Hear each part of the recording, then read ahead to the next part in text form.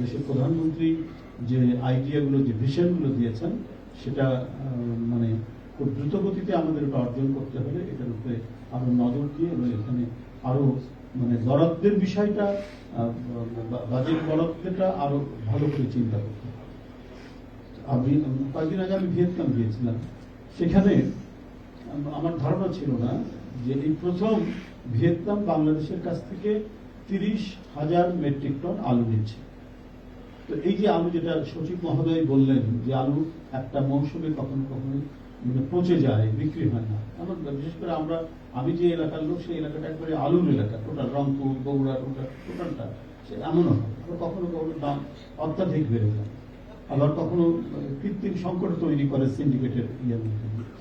কিন্তু আমাদের আলুর যে খুব একটা ঘাটতি হবে সেটা নয়। আর আলু এমন একটা সবজি যে একটা আমাদের এখানে দেশে প্রবাদ আছে না, যে গরিবের বউ সবাই ভাবি, আর আলু হচ্ছে সব জাতির, সব দেশের, এটা হচ্ছে একটা ভেজিটেবল, একটা তরকারি, সবাই খায়। তো সুতরাং আমাদের কোনো কিছু মানে বাড়তি থাকার কথা না, কোনো কিছু নষ্ট হয়ে যাওয়ার কথা না। এটা আমরা যদি এক্সপোর্টের দিকে যদি আমরা মানে চিন্তা করি, অনেক আগে থেকে চিন্তা করতাম, ভিয়েতনাম 1 লক্ষ টন আলু নিতে চেয়েছে, তার মধ্যে 30,000 টন এবার নিচ্ছে।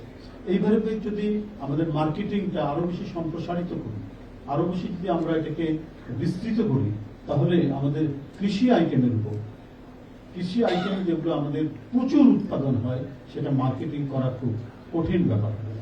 আমাদের এত মানে এগ্রিকালচার ইউনিভার্সিটি হয়েছে, কলেজ আছে, অনেক গ্রাজুয়েট বেরোচ্ছেন, পোস্ট গ্রাজুয়েট বেরোচ্ছেন, এবং আমার আশেপাশের আমার সহকর্মী যাকেই জিজ্ঞেস করি কৃষিবিদ, কেউ জাপান থেকে পিএইচডি করেছেন, কেউ অস্ট্রেলিয়া থেকে পিএইচডি করছেন।